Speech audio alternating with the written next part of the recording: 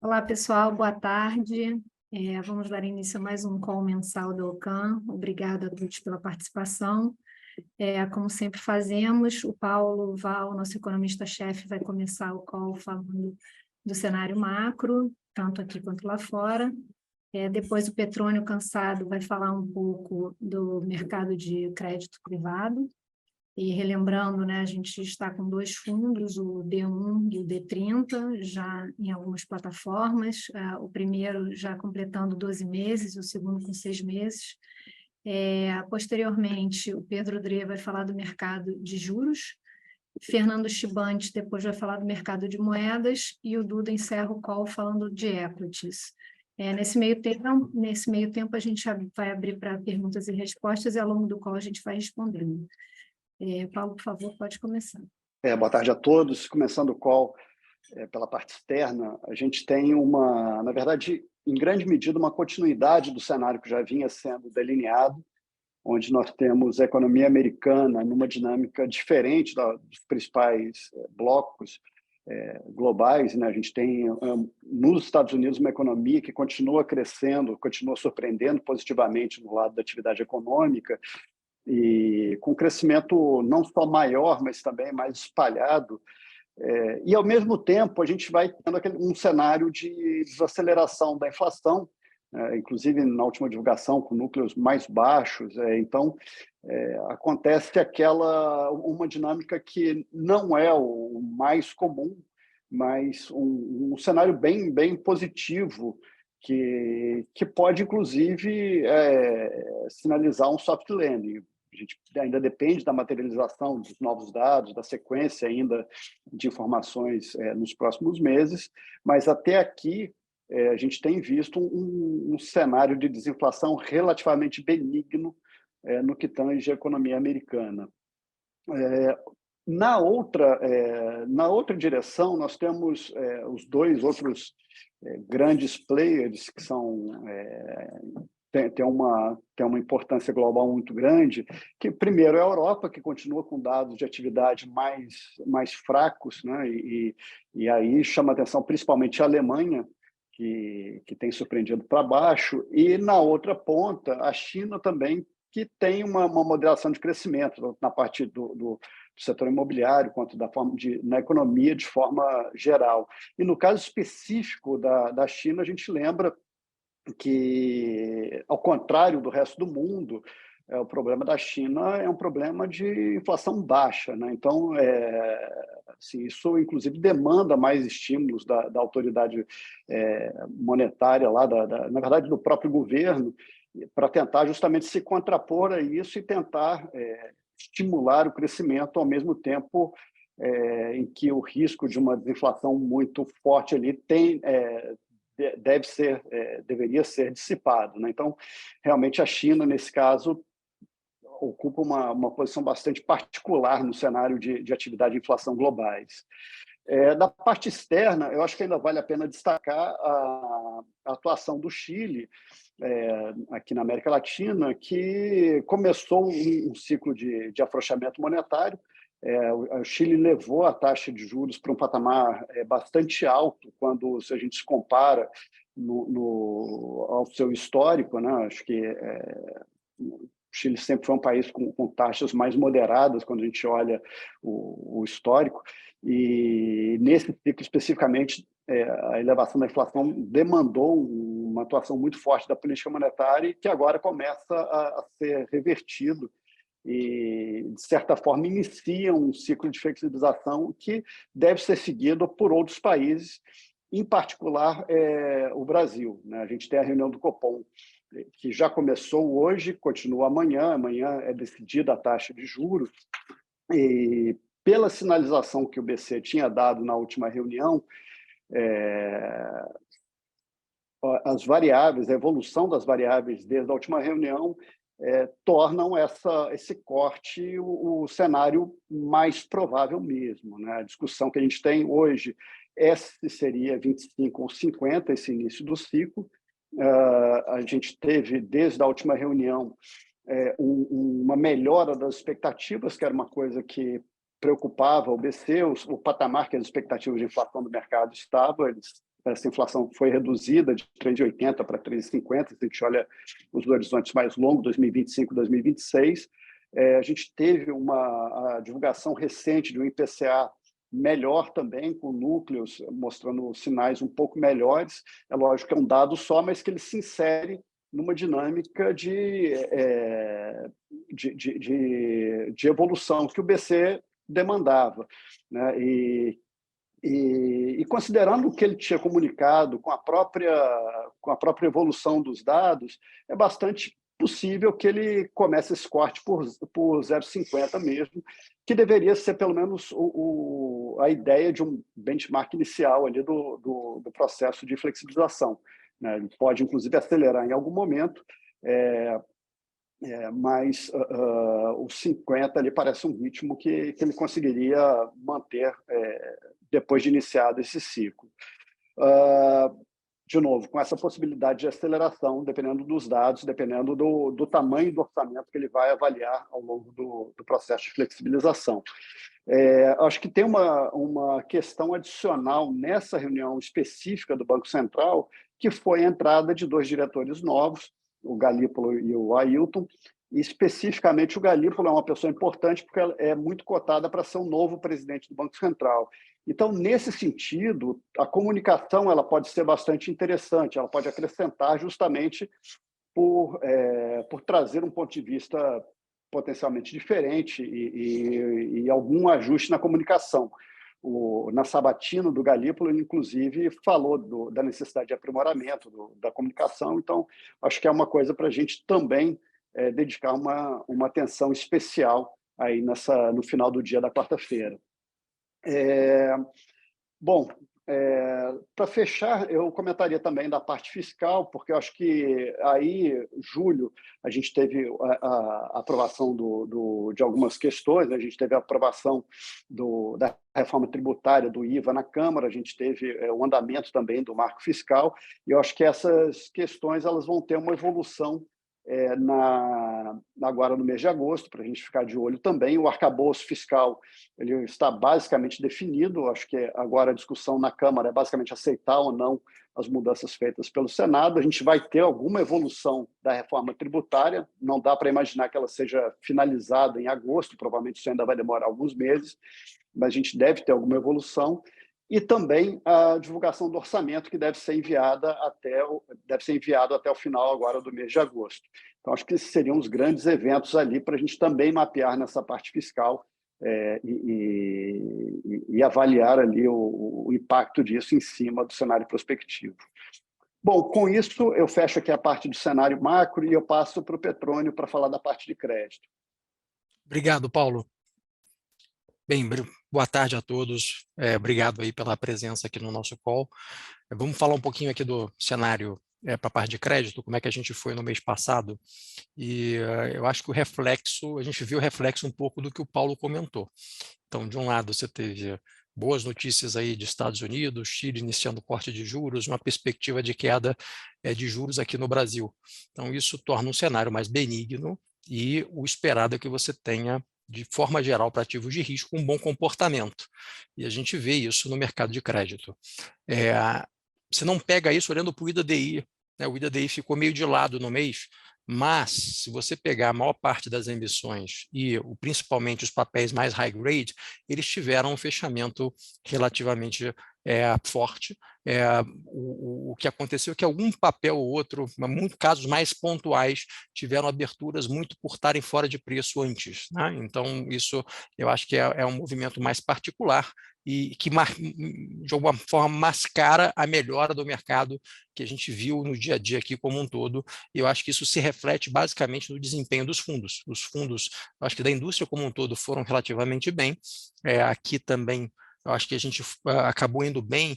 Essa estratégia de investir nos papéis mais high grade tem se mostrado bastante positiva e dando frutos. Então, todos os fundos aqui da casa já estão acima do CDI no ano, dado o ambiente turbulento que vivemos aí no primeiro semestre, eu diria que isso é um bom resultado e mostra aí para frente uma perspectiva bastante positiva de bons retornos por conta desse cenário um pouco mais otimista. E basicamente por quê? De um lado, a queda de juros, eu acho que ela provoca um comportamento de se pensar meio em termos proporcionais, então, como se pensa muito em termos de percentual do CDI, eu acho que no patamar de juros que a gente está e vendo que está embutido na curva de juros até o final do ano, você vai acabar tendo um efeito meio proporcional, não exatamente 1 para 1, mas com uma relação bastante importante de fechamento de spread meio de forma geral. E do outro lado, há de fato, além dessa parte mais técnica, uma questão de fundamento efetivo, uma vez que uma queda de juros faz com que a despesa financeira das companhias diminua, e obviamente isso melhora a situação delas como um todo, de crédito, e do outro lado, o acesso ao mercado de capitais ele melhora bem. A gente já tem visto isso, né? O mercado primário de crédito está melhor, aliás, isso é uma fonte de oportunidades aí ao longo do segundo semestre, né? O destaque para esse mês, eu acho que foi uma operação de TIM bastante relevante, bastante grande, e a gente entrou e já teve um fechamento até razoável desde a emissão, que foi logo agora. Então, eu acho que o ambiente para as empresas captarem ele está positivo e para os investidores também está positivo na medida que a gente vê aí um cenário mais benigno nos próximos meses, pelo menos, tá? Por conta disso, a gente está com a posição de caixa nos fundos diminuída, a gente está bastante alocado ainda nessa estratégia de nomes de risco mais baixo. Eu acho que esse é o resumo aí do mês. Passo a palavra aí para o Pedro D. Obrigado, Petrônio. Boa tarde a todos, dando sequência aqui para a parte dos multimercados. Um comentário de performance. No mês passado, o retorno absoluto teve uma rentabilidade de 1,44 no mês, ante um CDI de 1,07, acumulando no ano uma rentabilidade negativa de 0,82, ante um CDI de 7,64.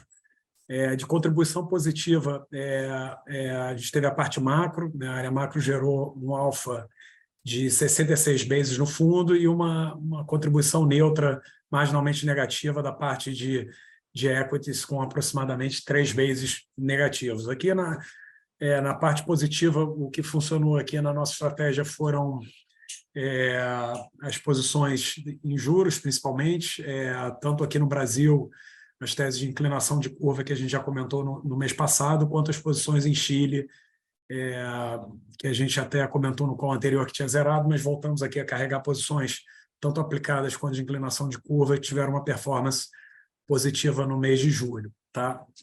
Falando um pouco de cenário, eu acho que não tem grandes novidades em relação ao mês passado. A gente até observou nesse último mês uma redução da volatilidade dos ativos de renda fixa, né? Que vinham com oscilações bastante intensas. Ao longo do mês, os mercados desenvolvidos se mexeram pouco, os emergentes seguiram com alguma melhora, né? Não tão intensa quanto no mês anterior, com exceção do Chile, que teve, né, a decisão no final do mês de julho, que o BC surpreendeu com um corte de 100 bases. O Chile teve uma performance bastante favorável, a parte curta da curva fechou no mês aproximadamente 150 bases, versus de um ano. Outros emergentes com uma performance favorável, de novo, desenvolvidos de lado, e um certo movimento de aumento de inclinação nas curvas de juros. É um pouco o fenômeno que a gente vem defendendo aqui há uns 2 meses. Esse steepening de curva, eu acho que evidencia um pouco o momento que a gente está vivendo aqui de política monetária no mundo. Obviamente, cada país tem a sua história, mas corroborando um pouco nossa visão de que a gente está os emergentes já estão na frente nos ciclos de corte de juros, como evidenciado bem pelo Chile, Brasil que vai iniciar o corte de juros essa semana, mas os desenvolvidos se aproximando do final do ciclo de aperto monetário. Os mercados ainda estão com uma divergência grande quando você pensa nos blocos aí desenvolvidos e emergentes. Os desenvolvidos ainda com alguma cara de que a tendência ainda segue de alta, inclusive hoje está um dia que as taxas estão se aproximando dos highs aí, de algum tempo, então a tendência ainda parece ser de alta, mas os bancos centrais eles estão mais próximos aí do fim. O Paulo já comentou, o Fed avançou mais uma casa, entregou, depois da manutenção, uma elevação de 25 bips na última reunião, trazendo o Fed Funds para 5,25 com 5,5. Né, o Fed, depois da reunião, veio com o discurso, o Powell, na coletiva de imprensa, sinalizando, né, que toda a reunião ainda é um live meeting, então, na teoria, ele poderia continuar entregando, poderia subir o juro na próxima reunião. O mercado hoje tem, grosso modo, 50% de chance de mais um hike, e, né, considerando as próximas 2 reuniões, a gente aqui ainda é bem dividido, mas, em geral, a gente acredita que acho que se continuar essa divulgação, a parte de inflação trazendo boas surpresas, como foi a última divulgação do CPI, né, a gente está meio dividido, o Fed entrega mais uma, na outra reunião deixa os juros estáveis na próxima decisão, deixa para subir na de novembro, né, e provavelmente deve ser o último hike trazendo o Fed Fund para 5,5.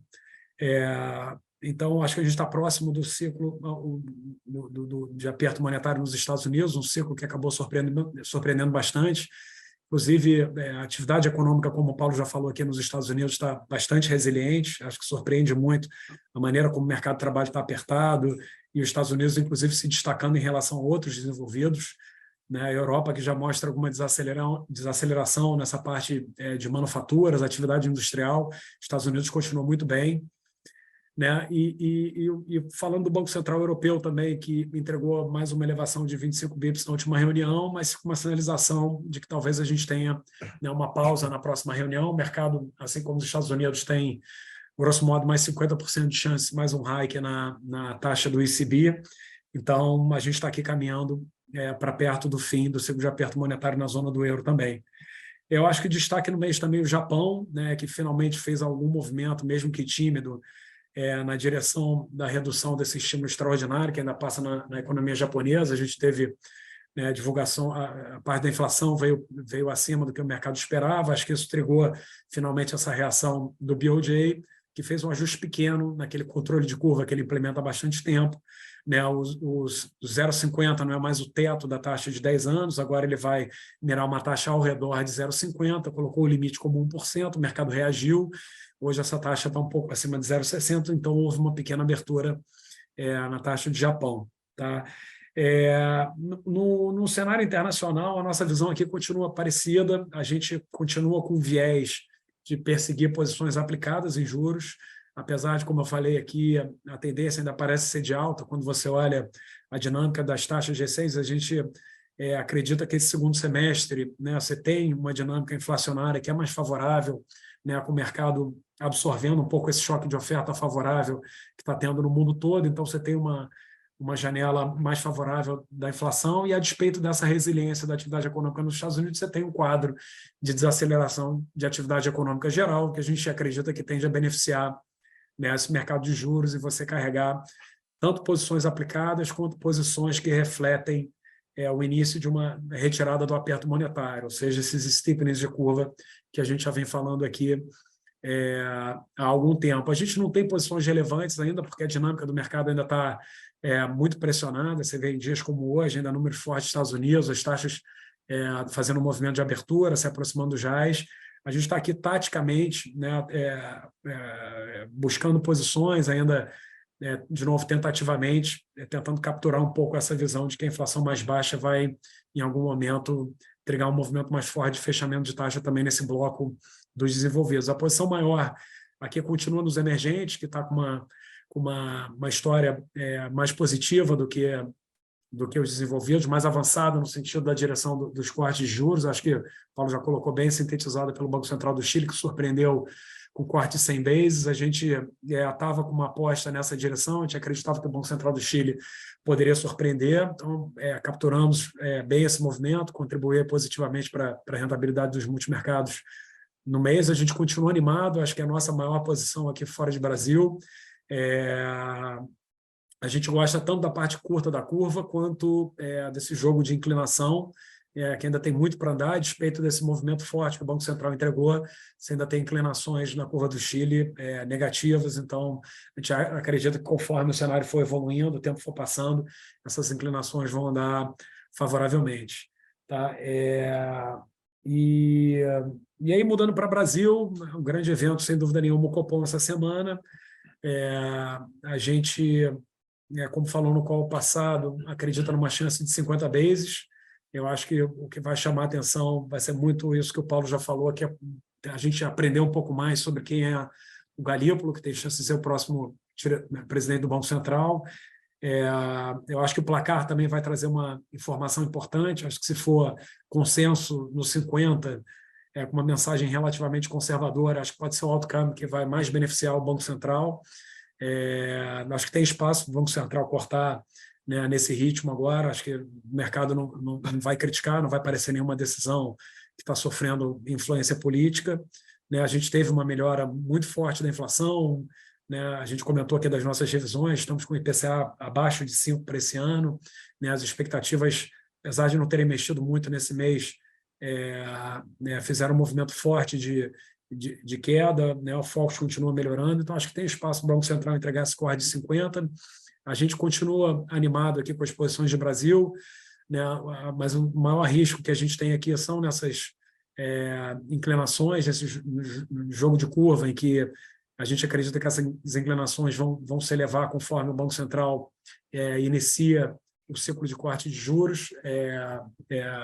A gente já observou um movimento de steepening ao longo desse mês aqui no Brasil, a gente acredita que esse movimento pode continuar. Então, nosso risco aqui em Brasil está concentrado nesse jogo de curva. A gente tem uma posição pequena também aplicada na parte curta da curva, que acho que vai se beneficiar caso se confirme essa decisão de corte de 50 bases. E, além disso, a gente continua mantendo as posições nas NTNBs longas.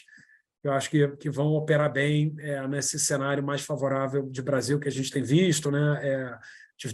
Teve, inclusive, o upgrade do Brasil, da nota do Brasil pela Fitch no mês passado, então tem uma agenda mais favorável, né? Dependendo do caminhar aí das reformas, que a gente acredita que pode continuar havendo uma compressão de risco nessa curva de juro real aqui dentro. Então, acho que é um pouco isso, essa visão, sem grandes mudanças no portfólio aí nesse período recente, mais uma manutenção aí do que é o que a gente já vinha vendo no mês passado. Então, acho que é isso. Vou passar para o Chibante aqui para falar de moedas. Obrigado, Pedro. Boa tarde a todos. Acho que aqui na parte de moedas a gente acabou tendo um mês com raras exceções aí de dólar mais fraco. Como já foi notado aqui, ao longo do mês a gente notou algumas divergências aqui com números melhores seja através de números melhores de inflação no Reino Unido e com números mais fracos aí de atividade na parte da Europa, né, e o índice soando um pouco mais conservador, um pouco mais dovish. Então e por outro lado você tem, né, os Estados Unidos ainda na mesma toada, números começando a vir um pouco mais animadores aí na parte de inflação, mas ainda bastante fortes aí na parte de atividade e emprego. Então, daí dessa divergência, a gente começa a ter uma visão aqui de que a gente pode estar diante de novo de um período de dólar um pouco mais forte, principalmente contra as moedas dos países de G10. E aí, por conta disso, já falando aqui na parte de posição, a gente abriu uma posição nova comprada em dólar contra o euro. A gente já teve essa posição uma boa parte aí do ano passado, começo desse ano, e esteve fora nos últimos meses e estamos voltando a montar essa posição aqui no nosso portfólio. Acho que, além disso, ao longo do mês, a gente vinha explorando bem no caso do peso chileno, né, a gente já tinha notado no mês passado aí essa condição de moeda funding, né, uma moeda que vinha com todos os fundamentos aí mais apontando em direção a uma underperformance em relação aos pares emergentes, né, seja por conta aí do ciclo aí mais ligado à China e os números mais fracos aí de China, um questionamento maior nesse sentido. Até então, o cobre, por conta disso, vinha sofrendo bastante, né, um item mais relevante aí da pauta do Chile, e também por conta dessa visão que a gente tinha de que seria um Banco Central aí iniciaria o processo de corte possivelmente de maneira mais agressiva, que acabou acontecendo aí ao longo do mês passado. Então, a gente explorou bem esse movimento aí, com uma posição short no peso chileno e long, principalmente no real, mas ao longo do mês também a gente adicionou algumas posições nesse sentido. A gente ficou long no peso mexicano e no peso colombiano também, contra esse cross aí, contra o peso chileno. Acho que foram posições que se beneficiaram bastante ao longo do mês. Mais recentemente, no finalzinho do mês, na semana passada e começo dessa semana, a gente acabou reduzindo bem essas posições, mais até pela velocidade aí do movimento, né, ao longo do mês, mas também por conta de algumas notícias aí um pouco mais favoráveis aí em termos de estímulo, começando a vir do lado da China. O cobre acabou tendo uma reação também um pouquinho mais forte por conta disso. E o fato, né, acabou acontecendo o fato realmente do BC do Chile ter de fato começado de maneira mais agressiva aí o movimento. Acho que acabou também gerando uma realização, aí, um sentimento de um pouco de realização aí no fato de já ter acontecido. Então, a gente taticamente optou por reduzir essas posições, a gente reduziu bastante o risco nessas posições, mas a gente não abandonou o caso. A gente acha que ao longo do próximo mês aí, a gente acha que ainda é um tema bastante interessante a ser explorado e provavelmente a gente vai estar voltando aí com um cross aí nessa direção, short no peso chileno contra uma cesta aí de moedas que a gente acha que vai se beneficiar nos próximos meses. Acho que é isso aqui da minha parte. Eu vou passar para o Duda para fazer as considerações de renda variável. Obrigado, Fernando. Boa tarde a todos, é um prazer falar com vocês. Então, ele fez o comentário da rentabilidade, o destaque foi os multimercados no absoluto com 140% do CDI. A gente continua perseguindo um case de bolsa, um case de bolsa local aqui no Brasil. A gente tem mantido mais de 2/3 das posições no Brasil, porque a gente acredita que a queda de juros não está precificada aqui na Bolsa e que tem boas oportunidades no relativo também. Hoje, o retorno absoluto está com cerca de 45% comprado e 15% vendido, ou seja, algo direcional em torno de 30%. Só que, como eu falei, né, cerca de 20% dessa posição é externa. Tá? Também com um hedge nessa proporção, de aproximadamente 1/3. Tá? Aqui no Brasil, foi marcado novamente pela boa performance da Bolsa, também na Bolsa, boa performance no mês das bolsas internacionais. Nossos fundos de ações acompanharam a alta aí próxima de 3%, então também confirmando que continua um cenário favorável. Tá? Bom, falando um pouco de estratégia, um pouco o que aconteceu também no mês. Tá? Os destaques de performance foram empresas privadas de óleo. A gente, inclusive, aqui no Brasil, a gente, inclusive, tem proteção, até parte disso vendido no próprio petróleo, que fez uma alta recente. A gente não acredita no petróleo talvez mudando de patamar nesse nível atual, com toda a humildade que você tem sempre com commodities e qualquer disrupção que você possa ter de oferta. Mas a gente acredita que a empresa que a gente está comprado tem um valor bastante grande e, comparado principalmente ao óleo, tem um ganho a se buscar. Tá? Empresas de aços longos também aqui no Brasil já foram destaque de performance, de saúde e de financeiro não bancário. Tá? O destaque negativo do mês foi mais varejo de vestuário aqui no Brasil e software nos Estados Unidos, uma posição até que a gente diminuiu. Tá? Bom, vamos falar um pouco de estratégia. Tá? Falando lá de fora, eu comentei que a gente está vendido no óleo, a gente também estava vendido no minério de ferro, mas o minério de ferro voltou. A gente também acha que não tem motivo para, mesmo com uma desaceleração da China, que era o mote para a gente estar vendido no minério, e a gente não só está vendido no minério, como tem proteção em algumas empresas de mineradoras e metálicas globais, inclusive ligados à América Latina ou Europa, mas a gente acha mais improvável que esse minério ou diminua essa margem de segurança. A gente cobriu o minério, mas a gente não estava comprado nas empresas, né, diferente do óleo. Também nós fizemos modificações de hedge lá fora. A gente continua achando que também tem um cenário benigno nos Estados Unidos, onde a gente está procurando as nossas maiores posições dado que os dados têm vindo bastante favoráveis. Então, na margem, foi mais um mês em que você teve revisão para cima de atividade e de inflação para baixo, então a inflação é razoavelmente sob controle. Então, acho que isso é bastante favorável para a Bolsa. A gente procurava estar vendido em alguns índices, mas a gente foi o hedge para posições específicas, mais ligadas a consumo nos Estados Unidos e entretenimento, e isso tem funcionado. Tá? Na parte long, a gente está focando em tecnologia, como eu falei, a gente diminuiu a posição em empresas de software e aumentamos em empresas mais ligadas a advertisement na internet, mais ligada à rede social, tá? Que eram empresas que a gente já tinha, mas a gente equilibrou ainda mais o portfólio, tá? Então, também temos um viés de aumentar as posições.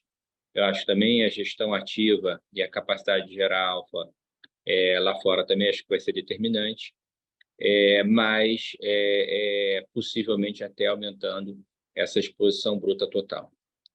Bom, aqui em Brasil, a nossa estratégia continua a perseguir aonde há valor, como eu citei, para a queda de juros que não está precificada.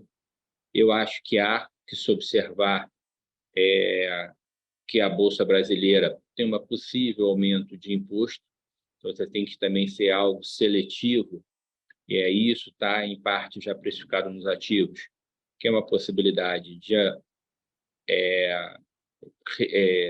tirar o JCP que existe no Brasil. A gente acredita que, se você for retirado, você provavelmente vai ter algum elemento um pouco substitutivo em relação a isso, então não vai ser um efeito total. Um outro efeito que a gente está vendo algumas empresas nessas reformas tributárias, você pode ter algum marginal aumento de serviços, e também tem um efeito técnico, muitas empresas ficaram mais alavancadas, ou muitas empresas têm um processo de investimento grande, e que a gente acha que vai continuar um ambiente de que você vai ter ofertas contínuas aqui no Brasil. Não é um ambiente, talvez, de você fazer IPOs de empresas embrionárias, acho que não tem esse ambiente ainda, mas as ofertas vão ser contínuas. Então, isso absorve parte do fluxo, apesar de já ter melhorado, sair daí de tanto de fundos de ações quanto de multimercados. Então, acho que isso equilibra um pouco. Então, você tem uma série de variáveis que nem todos os vetores são positivos, tem algumas coisas que eu acho que você tem que observar. Você, de novo, eu acho que quem tiver vantagem comparativa e conseguir olhar essas variáveis para gerar alfa vai ter efetivamente uma vantagem comparativa. O que a gente fez no mês? A gente aumentou posições em empresas de financeiro não bancário. Algumas dessas empresas estão com um múltiplo bem mais baixo do que o normal, então acho que um processo de financial deepening, que volta com a queda de juros, eles vão se beneficiar. Outras empresas estão com uma taxa de crescimento muito grande, como empresas como bancos de investimento, que no Brasil estão muito encaixadas, entregando bastante. Outros também, como banco digital, estão muito bem posicionados, também com crescimento muito grande. Então, são empresas de crescimento e que a gente acredita favoráveis nesse cenário. Tá? Também aumentamos a posição em utility no Brasil, setor elétrico. A gente tem empresas integradas, consolidadoras, que a gente gosta bastante, e procuramos, em algumas posições menores, mas pode aumentar até, empresas privatizáveis ou empresas que estão com um ganho operacional favorável, mas no tempo. Tá? Então, acho que também a gente está perseguindo um pouco isso, com a crítica, que são empresas que podem mudar de patamar, com uma margem de segurança bastante grande de preço. Tá? Também, em consumo, a gente aumentou empresas de aluguel de carros, aumentamos em empresas de shoppings. A gente diminuiu um pouco em empresas de saúde, mas foi só um trading, porque funcionou bastante. E aumentamos alguma coisa em hedge em consumo, tá? De algumas empresas que, apesar da queda dos juros, na nossa opinião, não estão encaixadas, e tem algumas variáveis, até nessa parte de imposto, oferta, que também não beneficiam, tá? Então, acho que a mensagem que eu deixo para vocês é uma mensagem otimista. Eu acho que vai ser bastante interessante e rico esse momento para a Bolsa Global e para a Bolsa Brasileira. A gente acredita que você teve um longo inverno aqui, 2 anos de queda de Bolsa no Brasil, 1 ano de queda lá fora, e você tem tanto o tema de tecnologia ligado à inteligência artificial, quanto o tema da queda dos juros aqui no Brasil, e vamos dizer assim, um arcabouço fiscal mais crível, que acho que impulsionarão aí do ambiente também uma primavera um pouco mais longa aqui para a Bolsa. É isso que a gente está perseguindo, mas o diabo está sempre nos detalhes, acho que a gente sempre vai fazer isso com proteção.